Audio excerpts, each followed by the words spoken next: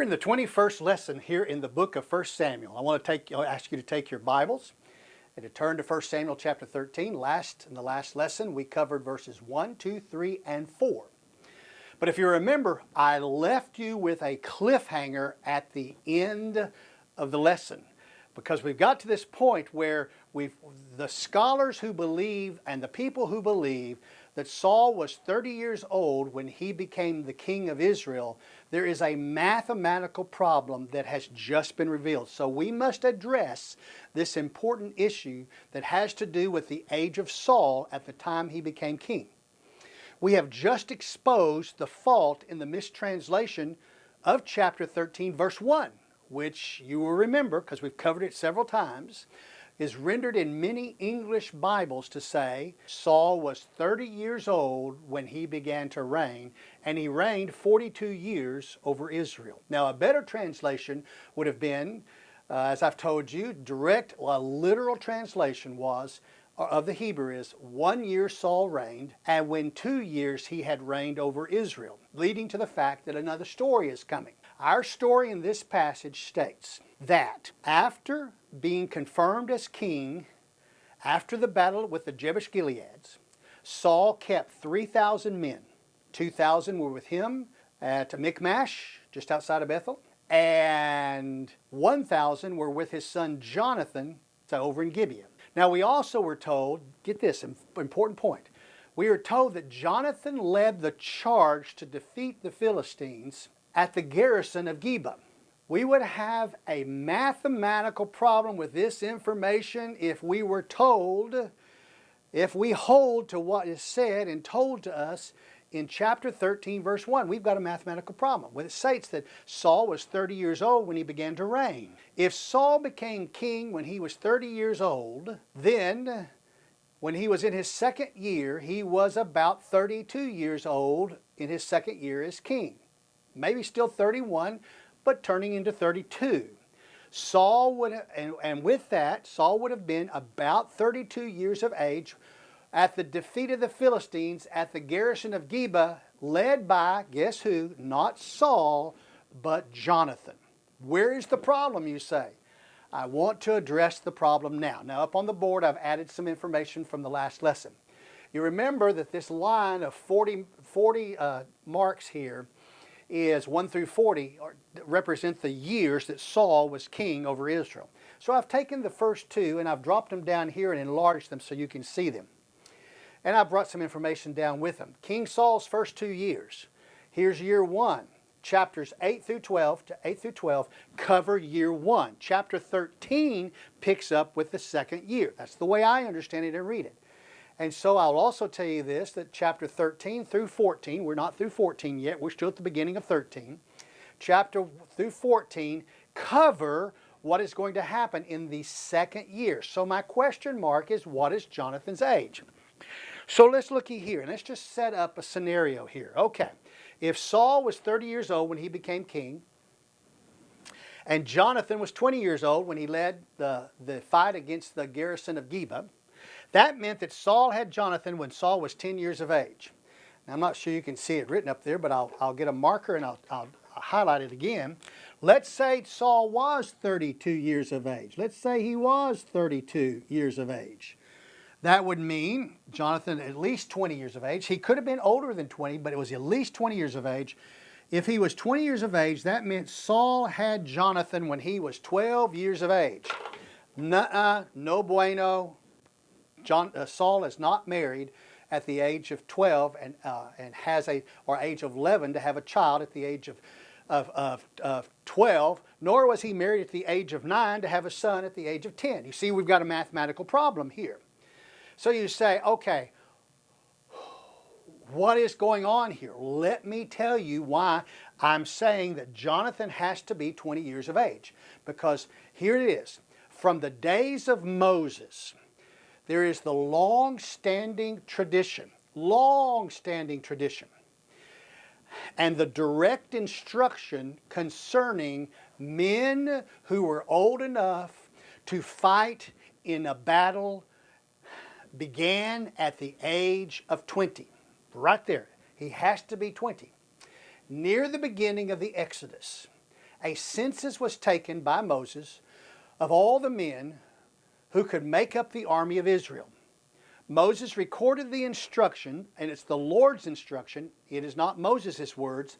It's the Lord's words, and they are as follows. Then the Lord spoke to Moses in the wilderness of Sinai, in the tent of meeting, on the first of the second month, in the second year after he had come out of the land of Egypt, saying, take a census of all the congregation of the sons of Israel, by their families, by their fathers' households, according to the number of names, every male, head by head, from 20 years old and upward, whoever is able to go out to war in Israel, you and Aaron shall number them by their armies.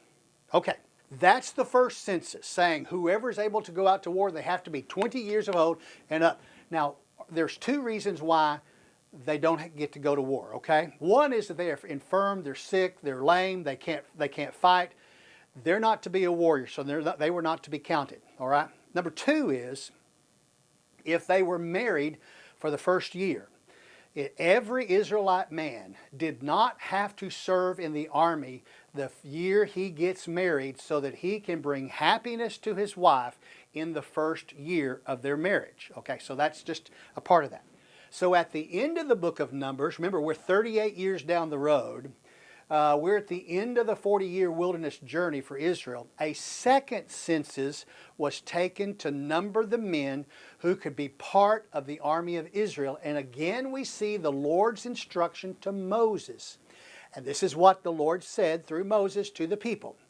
Then it came about after the plague that the Lord spoke to Moses and to Eleazar the son of Aaron the priest, saying, take a census of all the congregation of the sons of Israel from 20 years and upward by their fathers' households, whoever is able to go out to war in Israel. So Moses and Eleazar the priest spoke with them in the plains of Moab by the Jordan at Jericho, saying, take a census of the people 20 years old and upward, as the Lord has commanded Moses.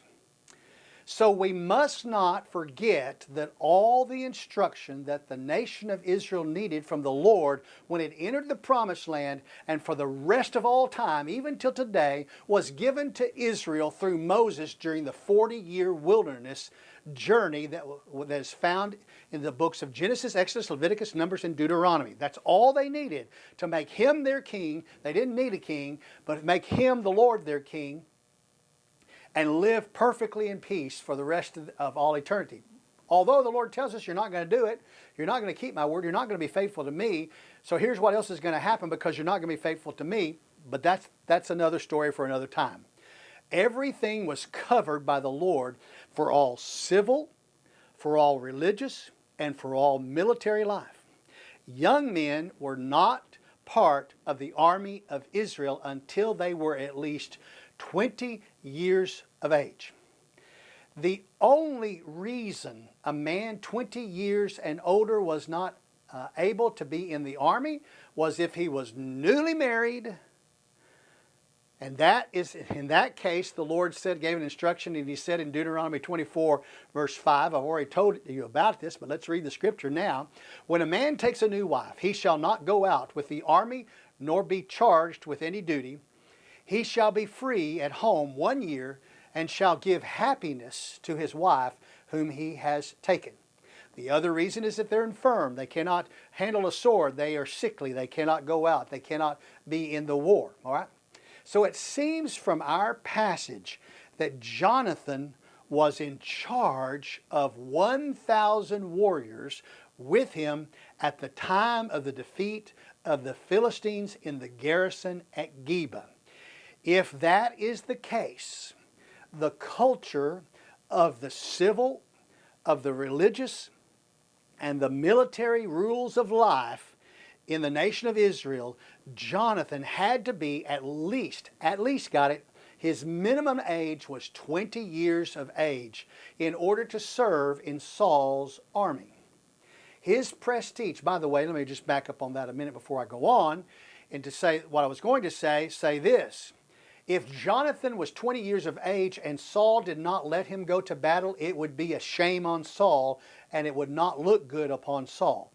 If Jonathan was older than 20 years of age and he was not in battle, it would look bad on Saul, who did not let his son go be with the men in the war.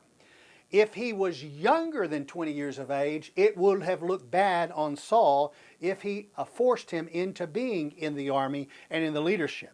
Okay? Now here's the deal. His prestige as the son of Saul might have put him in charge of the men that were with him if he was underage, and that would be understandable because he's the son of the king. But his age also has to be considered. Now the math. The math is just speculation based on chapter 13, verse 1. If Saul became the king at age 30, and in his second year he was about the age of 32, when Jonathan had to be at least 20 at that time, that meant that Saul became the father of Jonathan when Saul was 10 years old or to 12 years old, somewhere, would have been 10 to 12 years old whenever Saul had Jonathan. Impossible. No, it's not impossible. Probable? No, it's not probable.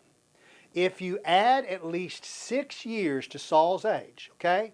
If you make Saul 36 and add those years to his age, then he could have been he could have had a son who would be between the ages of 18 and 20. Now in that case, when Jonathan was 20 years of age, maybe as early as 18, because him being the son of a king, maybe the men may have followed him, but being 20 years of age, Saul could have been about 38 years old. By the way, if that's about how old Saul might have been, about 38 years old, Jonathan could have probably led, but the men may not have wanted to follow him because he was not 20 years of age. And I dare to say, what we can draw from this discovery is first this. We have no idea. We absolutely have no idea how old Saul was when he became king. Any fast and hard date would simply be speculation. Second, Saul was already married and had children when he became king. That statement seems to be a fact. We've already covered, we'll cover that again when we get to the end of verse number 47 in chapter 14. We've already heard about him having children already. We've already talked about that. So that statement seems to be a fact that he already had children because he got Jonathan. Third, if Jonathan was 20 years of age at the time of the defeat of the Philistines at the garrison in Geba, that means that Jonathan was at least, get this, he was at least 28 years, maybe 30 years older than David, because when David was born in the 10th year. David is born right here in the 10th year of Saul's reign as king. How do we know that? We know that because we know that David became king when he was 30. So take 30 years off of 40, and right here is where David is going to be born. That means that Jonathan is between, you add 10 years to his age right here, he's between 28 to 30 years older than David. Fifth, 38 years after the defeat of the Philistines, Jonathan would be at least 58 years old when he died with his father at the Battle of Gilboa right there. Jonathan will be at least 58 years old. Jonathan is going to have a son, his name is Mephibosheth, who is going to be 5 years old, meaning that Jonathan was 53 years old when Mephibosheth was born. It also means that Saul was more or less in his 80s when he died with Jonathan right here at the Battle of Gilboa. Alas, all of this is just speculation as to the plain and simple math. Without the true ages of Saul and Jonathan, we are left clearly in the dark and cannot make any hard and fast conclusions. One thing we do know is that Saul had one surviving son by the name of Ishbosheth, who became the king of 11 of the tribes of Israel. Right there upon the death of Saul, Ishbosheth became the king for 2 years, when David was only the king of Judah for 2 years. All right. He was the king over these 11 tribes 2 years. And at the time of Saul's death, Ishbosheth, according to the scripture in 2 Samuel verse 28, verses 8 through 10, at the time he became king, Ishbosheth was 40 years old. Ta-da! Saul reigned for 40 years. His son's going to take over and is going to be 40 years of age, which means Ishbosheth was born in the first year of King Saul's reign, when King Saul was whatever age he was. All right.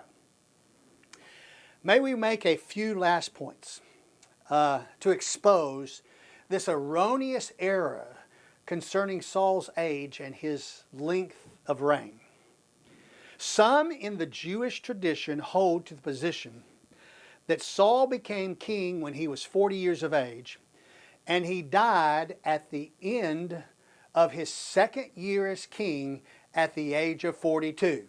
Now you know where they get that from 1 Samuel chapter 13 verse 1, that he was 30 years of old when he became king, and he reigned 42 years. So some people believe this is all the time that Saul reigned as king, just these 2 years. But we got a whole bunch more story left over. We got a whole bunch more story. So if that were the case, get this. His son Mephibosheth, who was conceived when Saul was just his son Mephibosheth would have had to be conceived when he was just 42 years. Remember, Ishbosheth becomes king when Saul dies, and Ishbosheth is 40 years of age. Well, if Saul only reigned 2 years and Ishbosheth is 40, that means that Ishbosheth was born when Saul was only 2 years old. Well, is that possible? No, it's not. Is it impossible? Yes, it's impossible. Now, there's another arm of Jewish tradition that holds that Saul became king at the age of 30, and he reigned for only 20 years. This point also has a problem.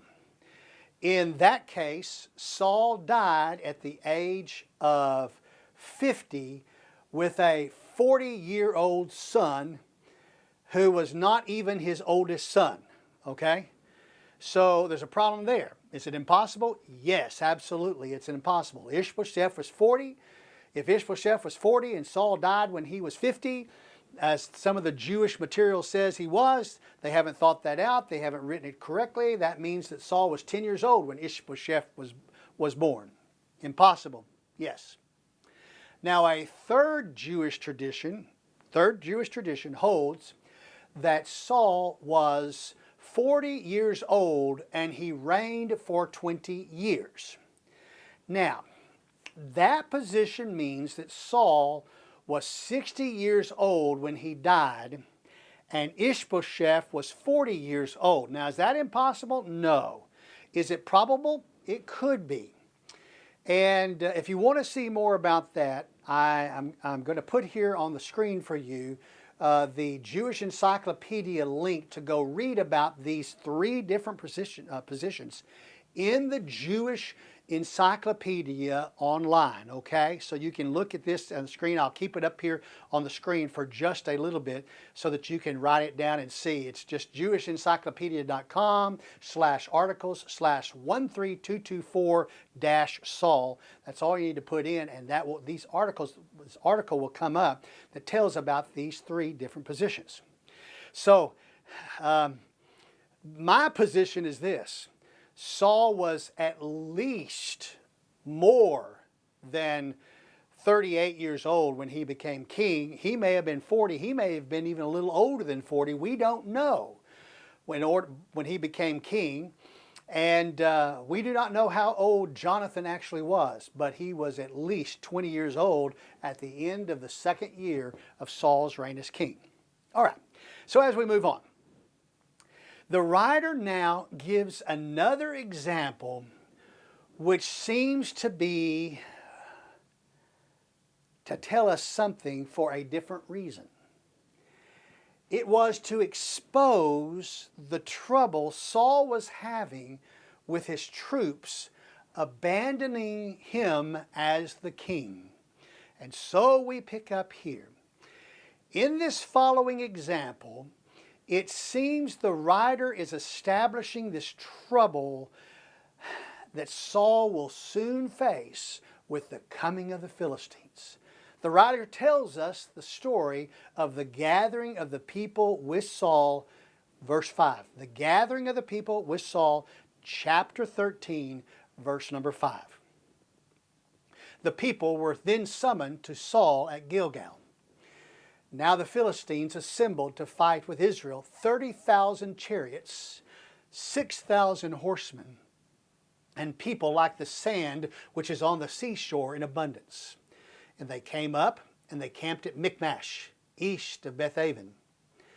When the men of Israel saw that they were in a strait, then the people hid themselves in caves, in thickets, in cliffs, in cellars, and in pits. Also, some of the Hebrews crossed the Jordan into the land of Gad and Gilead. But as for Saul, he was still in Gilgal, and all the people followed him trembling.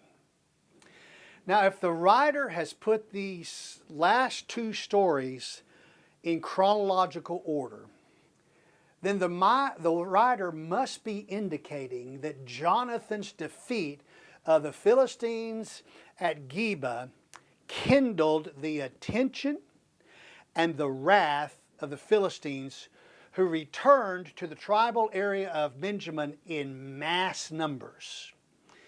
If the first of these two stories was Saul, after his victory over the Jabesh Gileads, had gathered his forces at Michmash and sent everyone home except 3,000 men, 2,000 stayed with Saul, 1,000 with Jonathan at Gibeah.